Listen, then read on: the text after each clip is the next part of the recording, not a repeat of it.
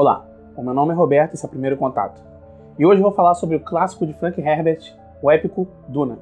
A primeira coisa que eu tenho que mencionar aqui é que falar sobre Duna não é muito fácil, porque além dele usar vários elementos da ficção científica, ele tem um universo muito rico e ele traz muitas características únicas que fazem dele o livro que é hoje.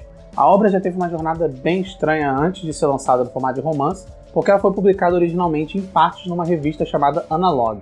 Foi só em 1965 que a obra foi lançada no formato que a gente conhece hoje, que é o de romance, e foi lançado pela editora Chilton Books, que na verdade ela lançava vários manuais de reparo de carro e não era conhecida por ficção científica. Mesmo com esse começo bizarro, o Duna foi bem aclamado e chegou até a ganhar um Nebula na categoria principal, em um ano em que o Nebula ainda era um prêmio estreante. A ideia original do livro veio quando Frank Herbert estava tentando escrever um artigo sobre as dunas de areia em Oregon. Ele já havia lançado outros romances antes, ele já fez outros artigos para jornais, mas dessa vez ele queria fazer uma ficção científica com um embasamento mais ambientalista. E o resultado foi uma ópera espacial completamente diferente de todas as outras, com personagens muito mais complexos e uma trama muito mais provocativa. E é por isso que é bem difícil sintetizar todos os temas de Duna, mas vamos falar um pouquinho sobre a sinopse. Duna se passa em um futuro distante, onde a humanidade já abandonou a Terra e conquistou o espaço. Isso faz com que cada planeta conquistado seja comandado por uma casa. Todas elas são supervisionadas por um imperador. Uma dessas casas é a da família Atreides, e eles descobrem que precisam se mudar para um planeta chamado Arrakis, que todos chamam de Duna.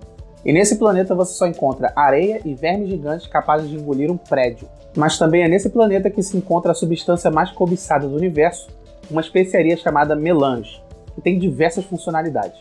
No começo tudo parece ir bem e a família Atreides está procurando maneiras de ajudar o povo de Duna.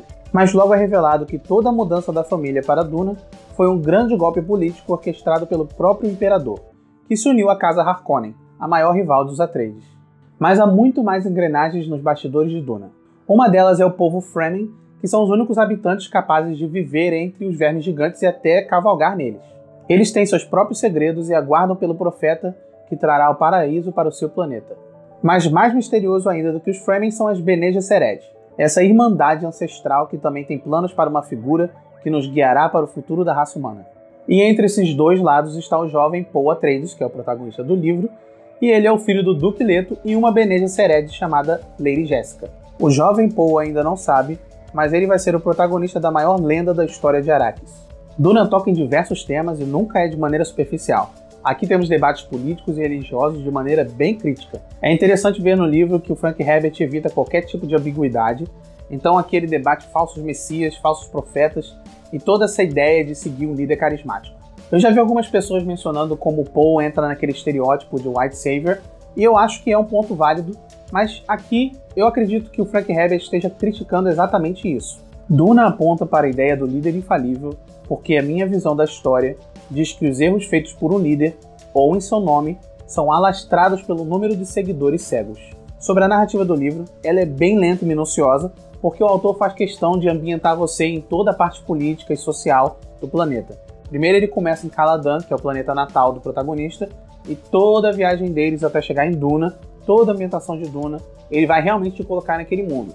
Então as primeiras 100 páginas vão ser um pouco trabalhosas para você passar, mas depois elas vão compensar muito. E é por isso que é bem comum você ver pessoas comparando a estrutura narrativa do Senhor dos Anéis com Duna. Assim que o leitor se familiariza com todos os nomes, termos e toda a geografia do planeta, aí a leitura pode fluir com muito mais calma.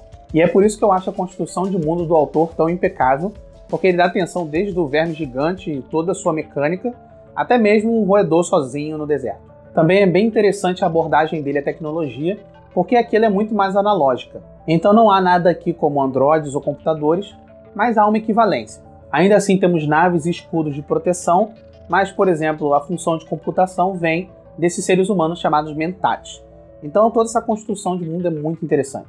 Eu entendo a posição de algumas pessoas que podem achar que Paul é um protagonista meio frio e distante, mas ao mesmo tempo ele é um personagem bem trágico e o autor tenta manter ele dentro da narrativa que ele criou, envolvendo todo o treinamento dele, onde ele tem que evitar toda essa demonstração de emoção. Ele pode até ser impassível por fora, mas ele lamenta a mudança na maneira que as pessoas o tratam e ele também tem que ver os seus amigos assumindo a posição de seguidores. Isso é uma coisa bem interessante da escrita do Herbert, onde ele não deixa nada muito óbvio. E o livro tem vários personagens interessantes, como o leal Duncan Idaho, o antagonista Vladimir Harkonnen e o próprio Duque Leto. Mas a minha personagem favorita sempre vai ser a mãe de Poe, Lady Jessica. Eu sei que é um pouco chato essa coisa da ficção científica de transformar as mulheres apenas em espectadoras dos grandes feitos do protagonista, mas Lady Jessica não cai nessa armadilha. Ela é o elemento mais humano da obra e é ela quem carrega o peso de manter a sua autoridade em uma sociedade onde ela nasceu para servir. Sem contar que ela basicamente constrói o caminho de Poe, seja para o bem ou para o mal. Arrakis acaba sendo esse cenário para uma lenda em andamento, e é por isso que o texto do Herbert muitas vezes parece um registro histórico em um pergaminho. Mas isso não vai tirar a atenção dos aspectos subjetivos da narrativa, uma que o autor usa para fazer seu comentário sobre figuras messiânicas e o poder da crença, além do nosso próprio papel na hora de esculpir a história. E é isso, pessoal. Hoje eu fiz uma resenha apenas do primeiro livro da saga Duna, do Frank Herbert. Se vocês tiverem interesse, eu posso fazer dos outros livros, e esse mês eu vou vir com outros vídeos sobre a franquia, para aproveitar que o Denis Villeneuve vai fazer um novo filme, uma nova adaptação. Deixa nos comentários o que você acha sobre a obra e o que você está esperando sobre o novo filme do Villeneuve. E é isso, pessoal. Até a próxima. Tchau!